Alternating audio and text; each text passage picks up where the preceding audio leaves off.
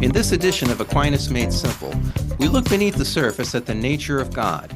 In the first part of his Summa Theologiae, Aquinas proposes that God, whose self-proclaimed name signifies unlimited personal being, is simple, spiritual, and unchanging perfection. He explains how God is infinite and eternal goodness, who transcends his creation while being omnipresent throughout it. Let's look closer. We start with what we can learn through creation. Aquinas conjectures that degrees of perfection are found in creation reflect its creator, akin to how traits and values found in a painting say something about its painter. In other words, anything good experienced on earth is but a tiny reflection of its infinite perfection in the divine source. In him is the supernatural perfection of all natural goodness of the created realm.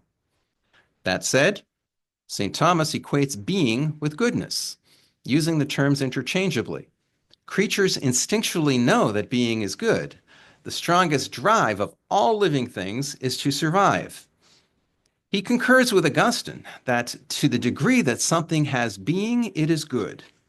Thus, it's important to note, evil is not a something, but a diminishment of being, which is a privation of good.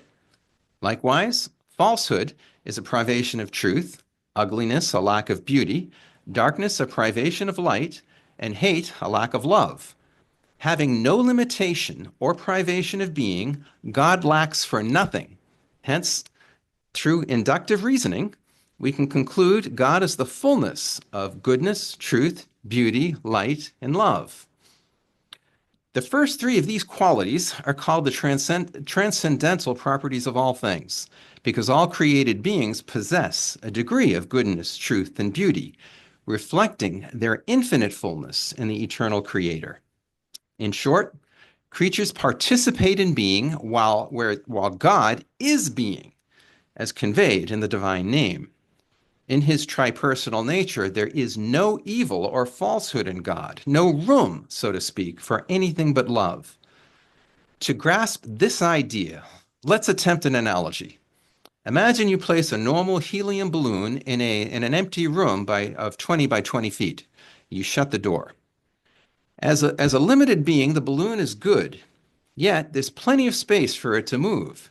If it had free will, it could choose to do things balloons aren't made to do, contradicting its nature, analogously choosing evil.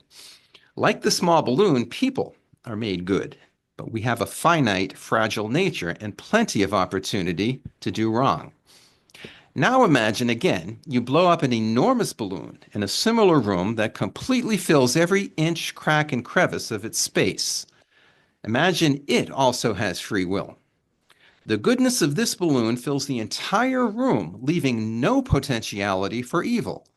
Likewise, with God, there is no ontological space for anything other than what he is, which is pure love. Considering this, God, as Christianity teaches, is radically different from all other notions of God conjured up throughout history. When an agnostic asks you why he should believe in your God instead of any others, he speaks out of ignorance, assuming there's a universal similarity between them. Most pagan gods were thought to be finite, imperfect, and could be grasped by the human imagination. Each was seen as a being rather than being itself. To repeat this critical point, Aquinas and the Catholic tradition discern that God is not strictly a being, but rather the personal, limitless, eternal ground and source of all being. He could never be grasped by human imagination, only by analogy. Nonetheless, God descends to reveal himself for a personal relationship with us. For this reason, Scripture, especially the Old Testament, speaks of God anthropomorphically and metaphorically. Biblical language was often used as a bridge between our small intellects and the divine transcendence. In summary, creatures are finite and temporal, but God is infinite and eternal, not bound by his creation, or by the framework of his creation, that is, of space and time. As Aquinas asserts, past and future, as well as being here and not there, do not apply to God, who lives in the omnipresent now. Additionally, Aquinas confirms that creatures are complex, have potential, and are prone to movement and change, whereas God is simple, pure act, and immutable with no movement or change. His essence is existence. Finally, Aquinas holds that we can know that God is through reason and who God is through revelation, but we can never fully comprehend what God is in his transcendent greatness. And until next time, that's something to ponder.